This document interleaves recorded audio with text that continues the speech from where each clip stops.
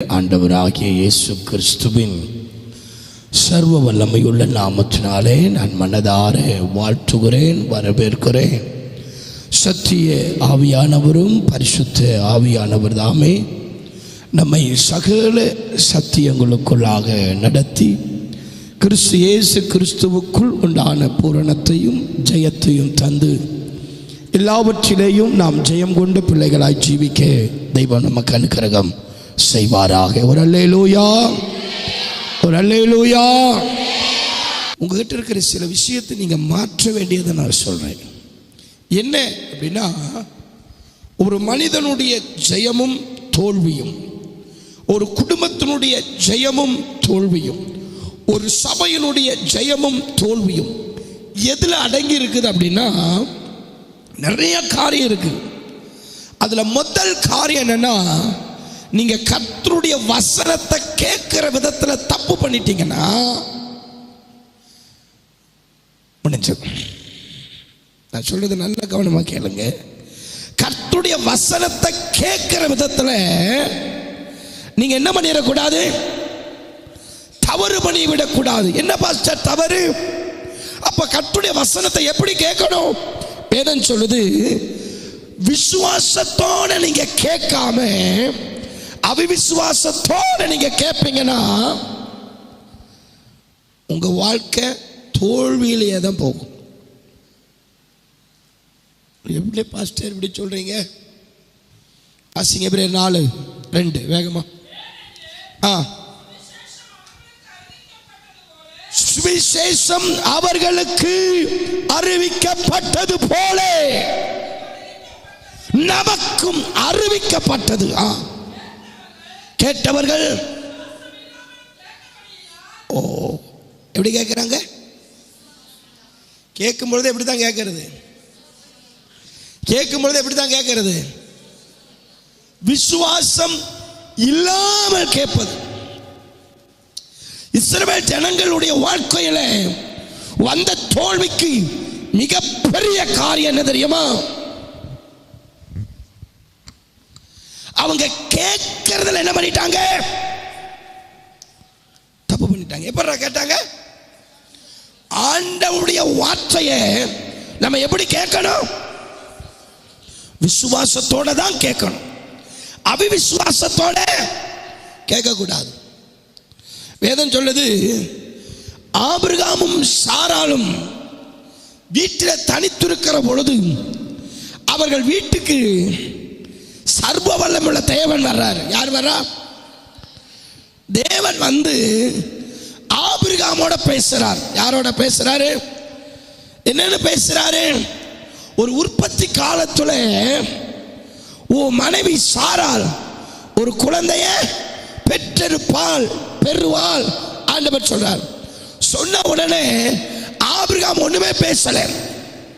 Abraham மனதுல, சிந்தையில, வாயில, செயல்கள்ல ஆபிரகாம் என்ன பண்ணல? எதுவுமே பேசல. ஆனா சாராள் நகைச்சாள் அப்படின்னு இருக்குது. அடுத்தது வார்த்தை இருக்குது, சாராள் இது எப்படி ஆகணும் யோசிச்சான் இருக்குது. அடுத்தது சாராள் தேவனுடைய வார்த்தையை மாமிசத்துல எடை போட்டான் இருக்குது. இந்த முதிர் வயதுல எனக்கு ஒரு குழந்தையை பெற்றெடுப்பதற்குண்டான காரியம் வெளிப்படுமா அப்படின்னு கேட்டான். உடனே ஆண்டவன் அவன் சத்தமா கேட்கல. எப்படி கேட்கிறா? மனதில். நல்லா கவனிங்க. அப்போ சாராள் எப்படி ஆண்டவருடைய வார்த்தையை வாங்குறா? அவிசுவாசத்தோட உள்ள வாங்குறான். தேவன் அதை நியாயத்தில் கொண்டு வந்து நிறுத்துறார். சாராள் நகைச்சாள். சாராள் அவிசுவாசமாய் கேட்டாள். ஆண்டவர் பிடிச்சார். நான் சொல்றது உங்களுக்கு புரியுதா? அப்ப தேவனுடைய வார்த்தையை நாம எப்படி கேட்கணும்? விசுவாச ஆவியோட கேட்கணும். பார்த்துக்கிடுங்க. எசேக்கியேல் 37 சொல்லுது, வாசிக்க வேண்டாம். இந்த எலும்புகள் எல்லாம் இஸ்ரவேல் ஜனங்கள், அவர்கள் எல்லாம் அவர் ஜனம். ஆனா உலர்ந்து போய் இருக்கிறாங்க. நரம்பு இல்ல, சதை இல்ல, தோல் இல்ல, உயிர் இல்ல, ஒவ்வொரு எலும்பு இணைஞ்சு இல்ல, எல்லாம் தனித்தனியா திரளா கிடக்குது. ஆனா ஒண்ணு அவங்களுக்கு இருக்குது, தேவ சத்தத்தை கேட்கிற செவி இருக்குது.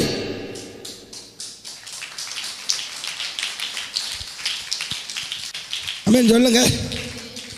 உன் மேல ஒரு அபிஷேகம் இருந்துட்டாப்ல,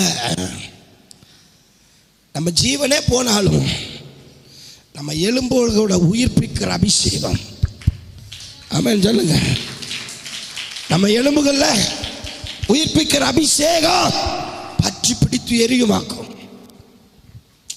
அப்போ ஆண்டவர் எசேக்கியேலை பார்த்து கேட்கிறார், எசேக்கியேல், இந்த எலும்புகள் உயிரடையுமா? எசேக்கியேல் சொல்றாரு, அது உமக்கு தெரியும் ஆண்டவரே. ஆண்டவர் அடுத்த வார்த்தை சொல்றாரு, இது உயிரடையணும்னா நீ அவங்களுக்கு சொல்லு, என் வார்த்தையை மட்டும் கேட்க சொல்லு. எலும்புகள் செய்ய வேண்டிய வேலை என்ன? வார்த்தையே கேட்டா போதுங்க, உங்களுக்கு விட்டுதலை. ஒரு வார்த்தை கேட்டா போதும், நரம்புகள் வரும், தோல் வரும், ரூபம் வரும், ஜீவன் வரும், ஜெயம் வரும், நீ சேனையாய் மாறுவே. அந்த கேட்கிற விதத்திலேயே நீ வெட்டுதலையை வாங்கிக்கலாம், கேட்கிற விதத்திலே நீ ஜெயத்தை வாங்கிக்கலாம், கேட்கிற விதத்திலே சத்துருவை தகர்க்கலாம், கேட்கிற விதத்திலே நீ சுகமாகலாம். சொல்லுங்க. ஸ்கூல்ல படிக்கிறப்போ எக்ஸாம் வரும். அந்த டைம் பார்த்தீங்கன்னா படிக்கிற ஆளுக்கும் படிக்காத ஆளுக்கும் வித்தியாசம் தெரிஞ்சிடும். எக்ஸாமை குறித்து யாருக்கெல்லாம் பயம் வருதோ அவங்கெல்லாம் என்ன ஆச்சு? படிக்காத ஆட்கள் அர்த்தம். வாத்தியார் பாடம் எடுக்கிறப்ப கவனிக்காம புத்தியை எங்கேயோ வச்சிருந்த ஆளுன்னு அர்த்தம். ஆனா நான் கேட்கிறேன், படிக்கவே தேவையில்லை, பாடம் எடுக்கிறப்பவே நீ கவனமா கேட்டேனா உனக்கு எக்ஸாம், உனக்கு ஜெயம். பாடம் எடுக்கிறப்பவே நீ என்ன ஆயிரணும், அப்பவே உனக்கு எல்லாம் இங்க ஸ்டோரேஜ் ஆயிடுச்சுன்னா உனக்கு எக்ஸாம், உனக்கு என்னது, ப்ரமோஷன். ஆனா எக்ஸாம் வந்தா தான் அடுத்த கிளாஸுக்கு போக முடியும். படிக்காதவனுக்கு தான் பிரச்சனை. கவனமாக கேளுங்க. அப்ப கர்த்தருடைய வார்த்தையை மட்டும் நீங்க கவனமா கேட்டீங்கன்னா அங்கே உங்க ஜெயத்தை தீர்மானிக்கிறீங்க, அங்கே உங்க ஜெயத்தை தீர்மானிக்கிறீங்க. ஒரு சபை கர்த்தருடைய வசனத்தை கேட்கறதுல புரிஞ்சுக்கலாம், இந்த சபை சத்துருவை வேட்டையாடுறதுக்காக தேவனால தெரிஞ்சு கொள்ளப்பட்ட சபையாக்கும். எனக்கு ரொம்ப ஆச்சரியம் என்ன தெரியுமா, இதை குறித்து பிரசங்கம் பண்றதுக்கு டைம் இல்லை, நான் சொல்லிடுறேன். கொர்நேலிய வீட்டுக்கு யார் போறா? பேதுரு போறாரு. வேதம் சொல்லுகிறது அப்போஸ்தலர் நடவடிக்கைகள் 10:44 வசனத்தை கேட்டு யாவர் மேலும் பரிசுத்த ஆவியானவர் வந்து இறங்கினார். ஆமென் சொல்லுங்க. அந்த ரகடா எப்படியா? வசனத்தை கேட்ட, வாசிங்க.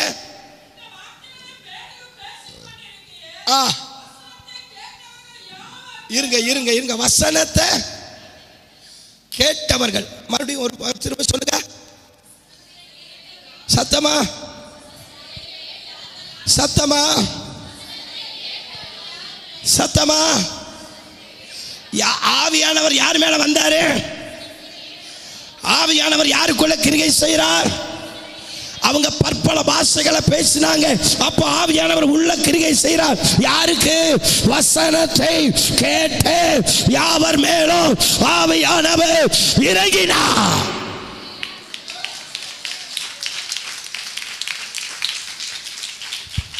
ஒரு சபை கரெக்டா டியூன் பண்ண வேண்டியது எது தெரியுமா? உங்களை நீங்க கரெக்டா டியூன் பண்றது எது தெரியுமா? இப்போ முன்னப்பெல்லாம் வந்து நிறைய டெவலப் ஆயிடுச்சு. முதல்ல அந்த ரேடியோ இருக்கும், சென்ட்ரல் ஒரு முள் இருக்கும், நிறைய நம்பர் மேலே கீழே போட்டிருப்பாங்க, எல்லாம் போட்டிருப்பாங்க. அதை திருக்கும் பொழுது அந்த சேனல் எந்த பாயிண்ட்ல வருதோ அந்த பாயிண்ட்ல கரெக்டாக நீங்கள் டியூன் பண்ணாதான் தெளிவாக கேட்கும், பாடும், பேசும். இல்லைன்னா என்ன பண்ணாது? அந்த டியூனிங் கரெக்டாக உங்க சிந்தையை வச்சுக்கணும். இங்க தேவ வார்த்தை மேலே விழுந்துக்கிட்டே இருக்கணும், தேவ பிரசனம் மேலே விழுந்துக்கிட்டே இருக்கணும், தேவ மகிமை நம்ம ஆண்டு கொண்டு அந்த டியூனிங்கில் நீ வந்துடணும். வசனம் கேட்கிற விதத்தில் நம்ம ரொம்ப கவனமா இருக்கணும். ஒரு சபை ஒரு குடும்பம், ஒரு தனி நபர் வசனத்தை கேட்கறத சரியா டியூன் பண்ணிட்டானா அவனுக்கு தோல்வி கிடையாது.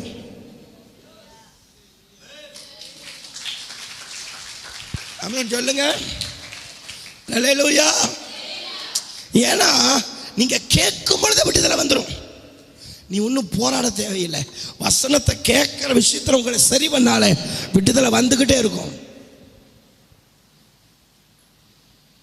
அடுத்தது ஆராதனை பண்ற முறையை பார்த்தாலே தெரிஞ்சுக்கலாம். ஆராதனை பண்ணும் பொழுது முழு பலன் அப்படியே சும்மா ஊத்திரணும். ஒரு ஜெபம் பண்ணும் பொழுது முழு பலத்தோட உண்மையோட நீங்க அந்த நடத்திப்புக்குள்ள வந்துட்டா போதும், உனக்கு தோல்வியே கிடையாது. இந்த வேதத்தை சுமந்து சொல்ற உங்களுக்கு தோல்வி கிடையாது. எப்போ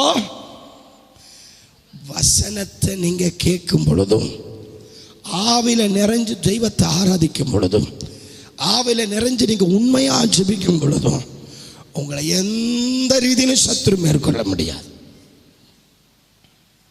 வேதம் சொல்லுது 40 நாள் அளவு மோசே தேவனுடைய வார்த்தையை கேட்டுட்டே இருக்கிறார். அவர் பேசிட்டே இருக்கிறார். இவர் என்ன பண்றாரு? மனுஷன் கீழே இறங்கி வந்தா அவர் முகத்துல மகிமையின் பிரகாசமா. ஆமென் ஆமென்.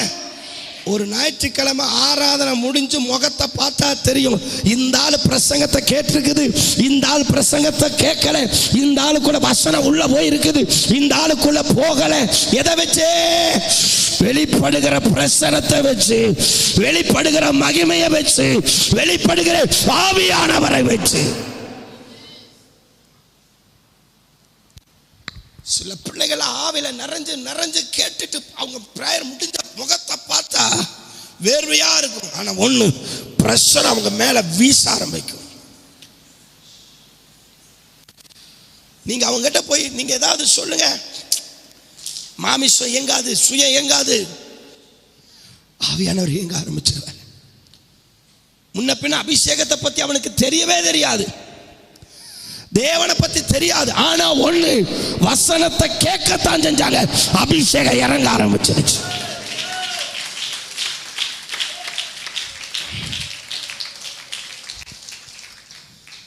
கர்த்தரை மகிமைப்படுத்துகிற விதம் ஒன்று இருக்குது. அதுல நீங்க என்ன பண்ணிடக்கூடாது, உங்களை டியூன் பண்ணணும். தேவனை மகிமைப்படுத்துறது நீங்க என்ன ஆகக்கூடாது, ஸ்தோத்திரம் பண்ணுங்க, சோத்ரா சோத்ரா. நீங்க என்ன மிக்சியா ஆன் பண்ண கிருன்னு ஓடுறதுக்கு, ஆஃப் பண்ணா நிக்கிறதுக்கு? உனக்கு வார்த்தை வந்துருச்சு இல்லைன்னா, நீ எந்த வார்த்தையை தேடி வந்தையோ, எந்த விடுதலை உனக்கு வந்துச்சல்ல, அப்ப நான் ஒரு புதான் சொல்லுவேன். இப்போ என்கிட்ட நிறைய கட்டு பணம் இருக்குது, நிறைய பேருக்கு கடன் பிரச்சனை. திடீர்னு ஒரு நபரை மட்டும் நான் கூப்பிட்டு இந்த 10 லட்சம் வச்சுக்க அப்படின்னு கொடுத்துட்றேன். எல்லாருக்கும் சந்தோஷம் வருமா? கொடுத்தாளுக்கு சந்தோஷம், வாங்கினாளுக்கு சந்தோஷம் வருமா? அப்ப மற்றவங்க சிரிக்கிறாங்க, சிரிக்கிறேன்னு பார்ப்பாங்களா? மற்றவங்க சந்தோஷப்படுறாங்க இல்லைன்னு பார்ப்பாங்களா? இல்ல. யாருக்கு கிடைச்சிருச்சு? நான் உனக்கு கொடுத்துட்டேன் 10 லட்சம், என்ன நீ வாங்கிட்ட. மற்றவங்க எல்லாம் உம்முன்னு இருப்பாங்க, நீ மட்டும் என்ன பண்ணுவ? நீ மட்டும் என்ன ஆவ? யாரா அண்ணன் வருமா வராதா? நான் சொல்லி வருமா? டே கையை தட்டுனான்னு சொன்னா கை தட்டுவியா? குதிட்டான குதிப்பியா? நீ சொல்லவே வேணாம். அந்த பணம் உன்னை என்ன பண்ணும்? அந்த பணம் உன்னை என்ன பண்ணும்? இயக்குமா இயக்காதா?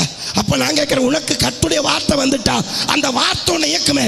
கையை தட்ட வைக்கும், ஸ்தோத்திரம் பண்ண வைக்கும், ஆராதிக்க வைக்கும், கதற வைக்கும், அல்லேலூயான்னு மகிமைப்படுத்தும். ஆமென்.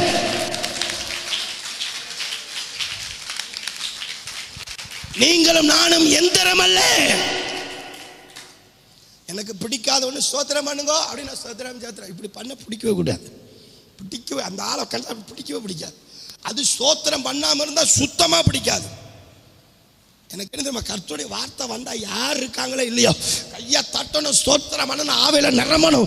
அப்பா நான் வந்ததுக்கு எனக்கு வார்த்தையை கொடுத்துட்டாரு, விட்டுதான் வார்த்தை வந்தாச்சு, என் வீட்டுக்கு ஜெயம் வந்தாச்சு, என் குடும்பத்துக்கு ஜெயம் வந்தாச்சு, இதோ சுகம் வந்தாச்சு, அற்புதம் வந்தாச்சு. எனக்கு கர்த்தருடைய வார்த்தை வந்துருச்சு, விடுதலையின் வார்த்தை வந்துருச்சு.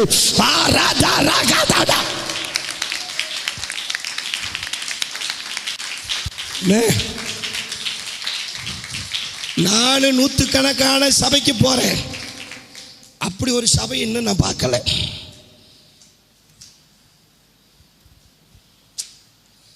நீ அப்படி மாறணும். அடுத்தவன் கையை தட்டுனா டக்க டக்க டக்குன்னு கை தட்டுறதுக்கு நம்ம அரசியல்வாதிகளா? இல்லை. உனக்கு ஒரு உணர்வு இருக்குது, உனக்கு வார்த்தை வந்துருச்சு, உன் மேல விழ வேண்டிய அபிஷேகம் வந்துருச்சு. யோசிக்காத, நீ ஸ்தோத்திரம் பண்ணி ஏறிவா மேல. நீ தேவனை மகிமைப்படுத்தி மேலே ஏறிவா. அப்படி ஒரு சபை உருவாயிருச்சுன்னா இந்த இடம் இல்லை, உங்க எல்லையில கூட அந்த ஆவிகள் இருக்காது. அப்ப நீங்க இங்க ஆவில நிரம்பி ஆராதிக்க, துதிக்க, ஜெபிக்க அந்த மகிமை கூட ஆரம்பிச்சிடும். இப்ப நான் சொல்றேன், இந்த இடத்துல ஒரு குபு குபுன்னு தீ பிடிக்குது. தீயை தொட வேண்டாம், அந்த நெருப்பின் தணல் கிட்டத்தட்ட ஒரு 10 அடி வரலாம் அந்த தாக்கம் இருக்கும், அனல் காற்று இருக்கும். அப்ப அதே நெருப்பு இன்னும் அதிகமா எரியுது, இன்னும் அதிகமா எரியுது. அப்ப எல்லாம் கூடிக்கிட்டே போகும். அப்படித்தான் உங்க ஆராதனை இருக்கணும், அப்படித்தான் உங்க ஜெபம் இருக்கணும், அப்படித்தான் வசனம் வெளிப்படணும், அப்படித்தான் ஆவியின் நிறை உண்டாகணும். ஒரு ஆமென்.